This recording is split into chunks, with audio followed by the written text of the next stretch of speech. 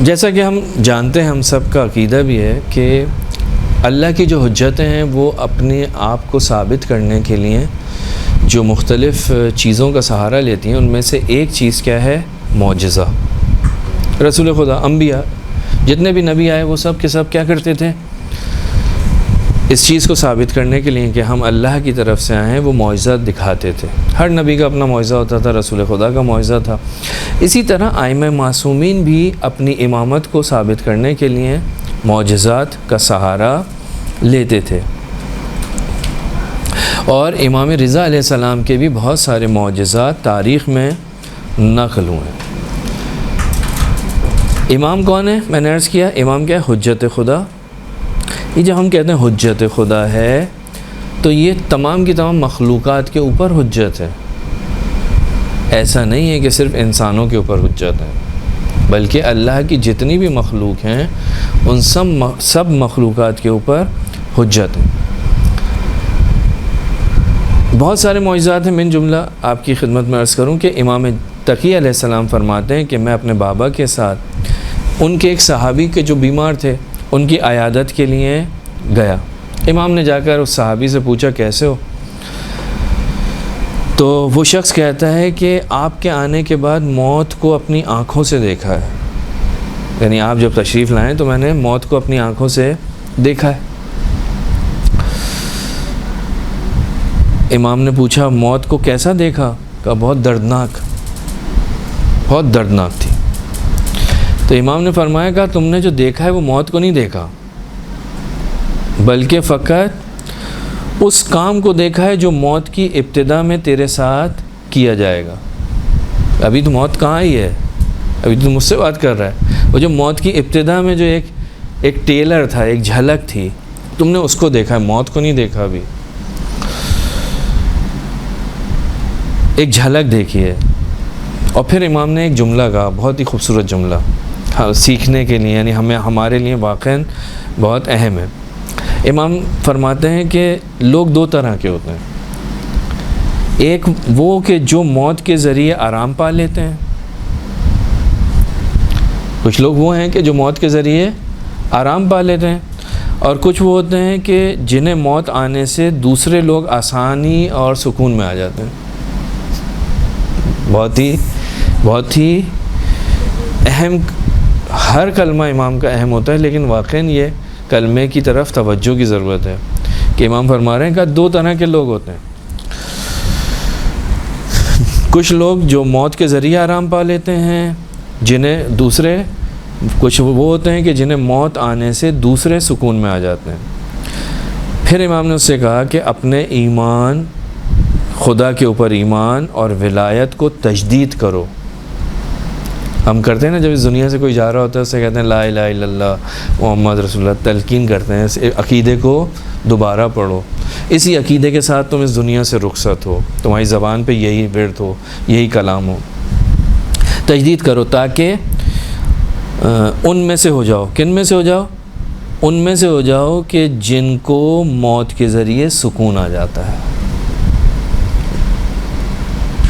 اگر اللہ پر عقیدہ ہوگا، اگر ولایت پہ عقیدہ ہوگا، اگر قرآن پہ عقیدہ ہوگا، اگر قیامت پہ عقیدہ ہوگا، تو انسان ان لوگوں میں سے ہو جائے گا کہ جس کو موت کے ذریعے سکون آتا ہے۔ یہ ہے کمال انسان کا، یہی ہے کہ جب انسان مرے تو سکون سے مرے۔ کیسے مرے گا؟ کہا کہ یہ عقیدہ تمہارے ساتھ ہونا چاہیے۔ امام نے اس کا عقیدہ جو ہے وہ کیا کیا؟ دوبارہ سے اس کی تکرار کروائی، تم تاکہ ان لوگوں میں سے ہو جاؤ۔ اس نے بھی ایسا ہی کیا، اس نے تکرار کیا، اور امام تقی فرماتے ہیں کہ اس نے کہا کہ اے فرزند رسول، اب یہ سننے کی ہے، ہم نے عرض کر رہا تھا کہ امام کیا حجت خدا۔ یہ شخص کہتا ہے اے فرزند رسول، یہ اللہ کے فرشتے ہیں جو آپ کے اوپر درود و سلام بھیج رہے ہیں۔ یعنی ایسے معلوم ہو رہا ہے کہ وہ امام تو ہیں اس کے سامنے، آس پاس کچھ فرشتے کھڑے ہوئے ہیں جن کو یہ شخص دیکھ رہا ہے۔ تو یہ کہتا ہے اے فرزند رسول، یہ آپ کے آس پاس کچھ فرشتے کھڑے ہوئے ہیں جو آپ پر درود و سلام کہہ رہے ہیں، آپ اجازت دیں کہ یہ بیٹھ جائیں۔ تو مولانا نے کہا ٹھیک ہے، میں اجازت دیتا ہوں، بیٹھ جائیں۔ وہ بیٹھ گئے۔ پھر اس مریض نے کہا کہ پھر امام نے پوچھا، اس مریض سے کہا ان سے پوچھو کیا تمہیں کسی نے کہا تھا کہ تم کھڑے رہو؟ آئے تھے بیٹھ جاتے، کس نے کہا تھا تمہیں کھڑے رہو؟ کہ امام کے احترام میں بالآخر کھڑے ہونا کیا ہے؟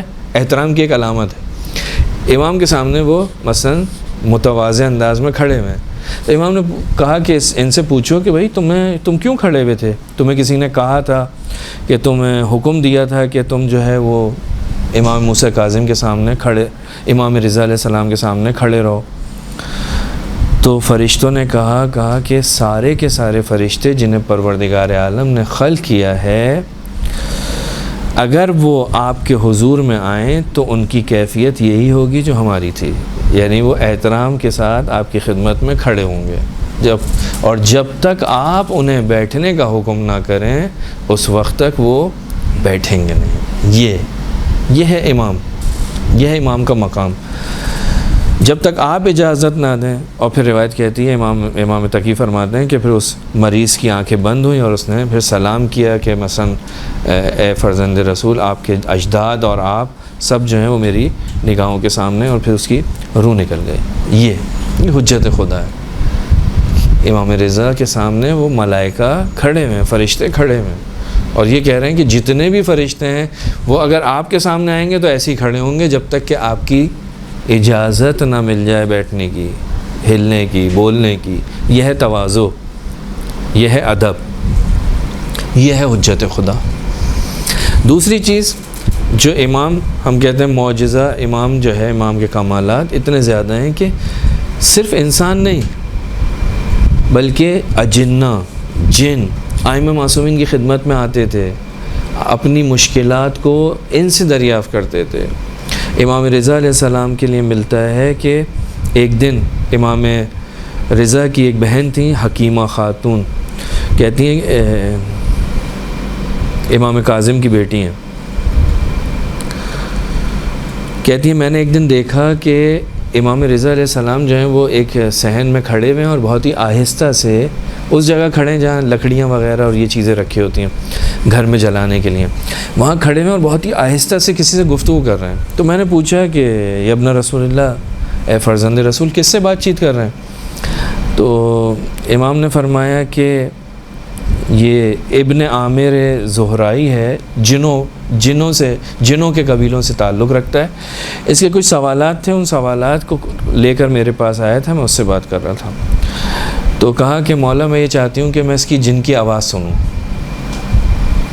میں جن کی آواز سننا چاہتی ہوں۔ امام نے فرمایا، کہا کہ مشکل کام ہے، اگر تم اس کی آواز سنو گی تو اس کا اثر یہ ہوگا کہ تم 1 سال تک بخار میں مبتلا رہو گی۔ کہا مسئلہ نہیں ہے، میں چاہتی ہوں کہ میں جن کی آواز سنوں۔ تو امام نے اس کی آواز سنوائی، تو کہتے ہیں ایک سیٹی کی سی آواز تھی، لیکن اس آواز کو سننے کے بعد میں 1 سال تک بخار کی حالت میں رہی۔ تو کہنے کا مطلب یہ ہے کہ ہم امام کو نہیں پہچانتے۔ ائمہ معصومین یا امام وہ ہیں کہ جن کے پاس ملائکہ بھی آتے ہیں، جن کی خدمت میں اجنہ اور جن بھی آتے ہیں، لیکن یہ حضرت انسان جو ہے جب ان کے پاس آتا ہے تو وہ عجیب و غریب قسم کے انداز میں ان کے اوپر ظلم و ستم کرتا ہوا دکھائی دیتا ہے۔ امام کے اوپر جو ظلم کیے گئے ان میں سے ایک بہت ہی، جیسے ہم کہیں نا، بہت ہی سادہ ظلم جو تاریخ کے اندر ائمہ معصومین پہ ہوا، وہ یہ کہ ائمہ معصومین کے فضائل کو چھپایا گیا ہے۔ ائمہ معصومین کے مقام و عظمت کو لوگوں سے پوشیدہ رکھا گیا ہے۔ نہیں چاہتا تھا دشمن کہ ان کے فضائل لوگوں کے سامنے آئیں۔ خصوصاً یہ جو بنی عباس کا جو زمانہ ہے کہ اس کے ابتدائی 100 سال یعنی تقریباً 132 ہجری سے 232 ہجری تک کا جو دورانیہ ہے کہ جس کے اندر ظلم کی انتہا ہوئی ہے بنی عباسیوں کے ذریعے سے، اہل بیت کے فضائلوں کو چھپانے کا سلسلہ سب سے زیادہ۔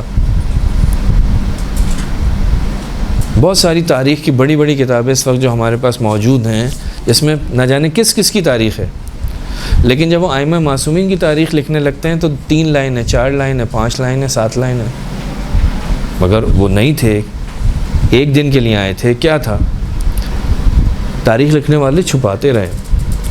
ایک کتاب قاہرہ مصر کے اندر لکھی گئی ڈاکٹر رفاعی، 3 جلد یعنی 3 والیوم ہیں اس کے، 3 والیوم پر مشتمل کتاب۔ اس کتاب کے اندر، اس کتاب کا نام ہے عصر المامون، مامون کا زمانہ۔ اب آپ خود سوچیں، مامون کے زمانے میں ایک اہم ترین جو حصہ ہے اس کی زندگی کا وہ امام رضا علیہ السلام کے ساتھ ہے۔ ٹھیک ہے، ایک زمانہ تھا اس کی اپنے بھائی کے ساتھ جنگ تھی، لیکن ایک اہم ترین جو زمانہ ہے خراسان کا وہ امام رضا علیہ السلام کے ساتھ ہے۔ یہ کتاب لکھتا ہے عصر المامون، 3 جلدوں پر مشتمل کتاب، اور جب امام رضا علیہ السلام کے بارے میں لکھنا آتا ہے تو 2 لائنیں،